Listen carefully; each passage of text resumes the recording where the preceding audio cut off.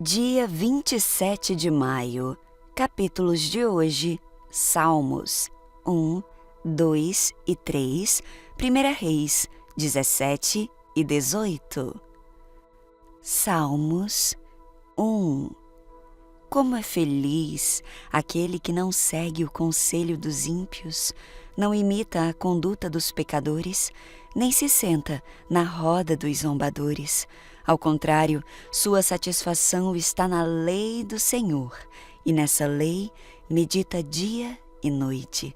É como árvore plantada à beira das águas correntes, dá fruto no tempo certo, e as suas folhas não murcham. Tudo que ele faz prospera. Não é o caso dos ímpios, são como palha que o vento leva. Por isso, os ímpios não resistirão no julgamento, nem os pecadores na comunidade dos justos. Pois o Senhor aprova o caminho dos justos, mas o caminho dos ímpios leva à destruição. Salmos 2. Por que se juntam as nações e os povos tramam em vão? Os reis da terra tomam posição e os governantes conspiram unidos contra o Senhor e contra o seu ungido, e dizem: façamos em pedaços as suas correntes, lancemos de nós as suas algemas. Do seu trono nos céus, o Senhor põe-se a rir e caçoa deles. Em sua ira os repreende, e em seu furor os aterroriza, dizendo: eu mesmo estabeleci o meu rei em Sião, no meu santo monte. Proclamarei o decreto do Senhor. Ele me disse: tu és meu filho, eu hoje te gerei. Pede-me e te darei as nações como herança, e os confins da terra como tua propriedade. Tu as quebrarás como vara de ferro, e as despedaçarás como a um vaso de barro. Por isso, ó reis, sejam prudentes, aceitem a advertência a autoridades da terra, adorem ao Senhor com temor, exultem com tremor. Beijem o filho, para que ele não se ire, e vocês não sejam destruídos de repente, pois num instante acende-se a sua ira. Como são felizes todos os que nele se refugiam. Salmos 3. Senhor, muitos são os meus adversários, muitos se rebelam contra mim. São muitos os que dizem a meu respeito: Deus nunca o salvará. Mas tu, Senhor, és o escudo que me protege, és a minha glória e me fazes andar de cabeça erguida. Ao Senhor eu clamo em alta voz, e do seu santo monte ele me responde. Eu me deito e durmo e torno a acordar, porque é o Senhor que me sustém. Não me assustam os milhares que me cercam. Levanta-te, Senhor. Salva-me, Deus meu. Acerta os meus inimigos em cheio e derruba os ímpios. Do Senhor vem o livramento, a tua bênção está sobre o teu povo. 1 Reis 17.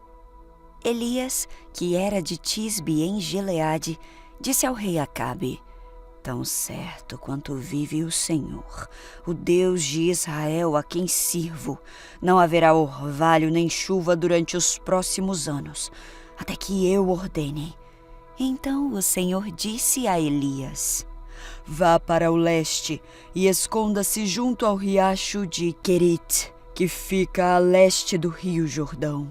Beba a água do riacho e coma o que os corvos lhe trouxerem, pois eu dei ordem para levarem alimento até você. Elias fez o que o Senhor ordenou e acampou junto ao riacho de Querite, a leste do Jordão. Os corvos lhe traziam pão e carne de manhã, e à tarde ele bebia a água do riacho. Depois de algum tempo, porém, o riacho secou, pois não caía chuva em parte alguma da terra. Então o Senhor disse a Elias: vá morar em Sarepta, perto da cidade de Sidom. Dei ordem a uma viúva que mora ali, para lhe dar alimento. Elias foi a Sarepta.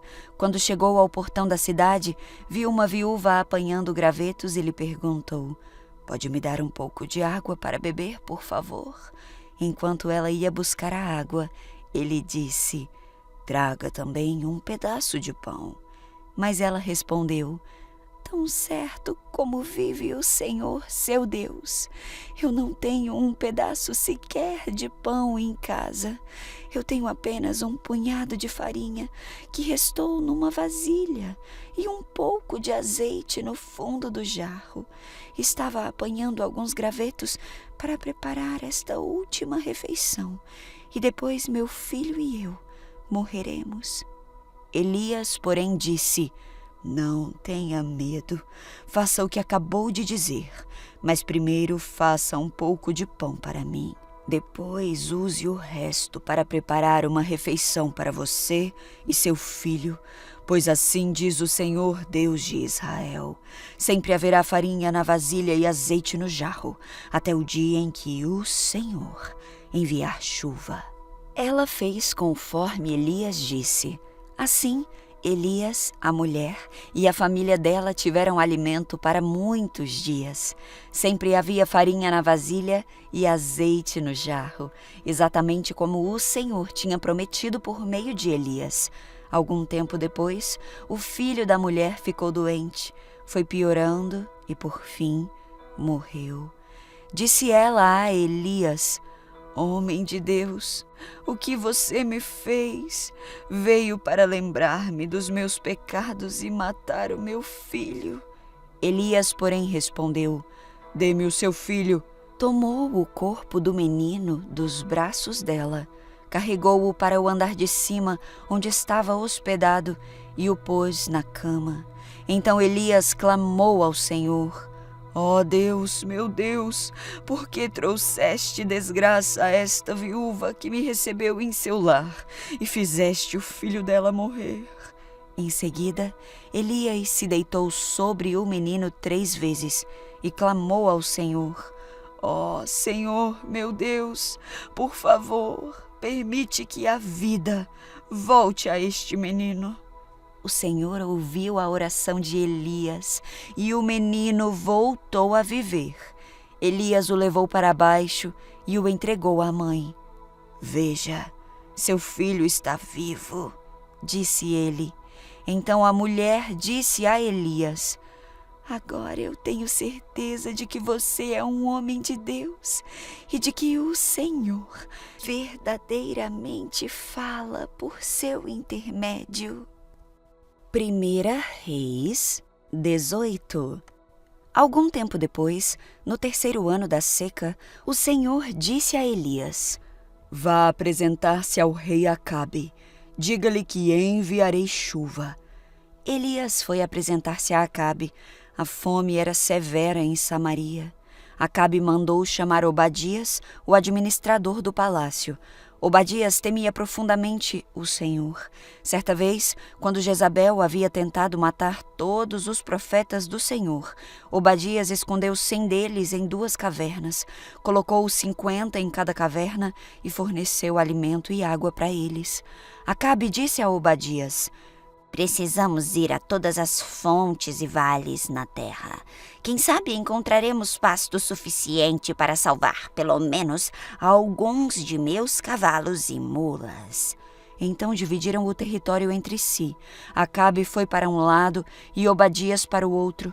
Enquanto Obadias caminhava, viu de repente Elias vindo em sua direção. Ao reconhecê-lo, Obadias curvou-se diante dele com o rosto no chão. É o Senhor mesmo, meu senhor Elias? Perguntou. E Elias respondeu: sim, sou eu mesmo. Agora vá e diga ao rei: Elias está aqui. Obadias, porém, protestou: que mal lhe fiz para que me envie para morrer nas mãos de Acabe? Pois tão certo como vive o Senhor seu Deus, o rei o procurou em todas as nações e reinos da terra, de uma extremidade à outra. E cada vez que lhe diziam: Elias não está aqui, o rei Acabe fazia o rei daquela nação jurar que tinha falado a verdade. E agora o Senhor diz: vá e diga ao rei: Elias está aqui. Mas assim que eu o deixar, o Espírito do Senhor o levará embora, sabe-se lá para onde, e quando Acabe chegar e não o encontrar, ele me matará. E, no entanto, tenho servido fielmente ao Senhor toda a minha vida. Ninguém lhe falou da ocasião em que Jezabel tentou matar os profetas do Senhor? Escondi 100 deles em 2 cavernas e lhes forneci alimento e água. E agora o Senhor diz: vai e diga ao rei, Elias está aqui.